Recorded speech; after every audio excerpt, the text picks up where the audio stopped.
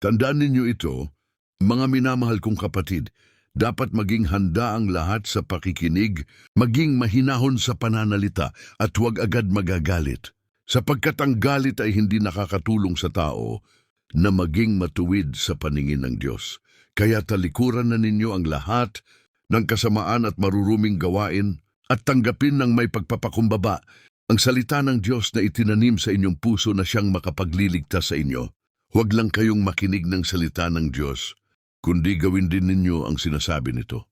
Dahil kung hindi, dinadaya nyo lang ang inyong sarili. Dahil kung nakikinig lang ang isang tao sa salita ng Diyos at hindi naman niya ginagawa ang sinasabi nito, katulad siya ng isang taong nananalamin. At pagkatapos makita ang sarili ay umaalis ito at agad kinakalimutan ang kanyang hitsura. Subalit ang taong nagsasaliksik at nagpapatuloy sa pagtupad sa ganap na kautusang nagpapalaya sa tao ay pagpapalain ng Diyos sa kanyang mga gawain.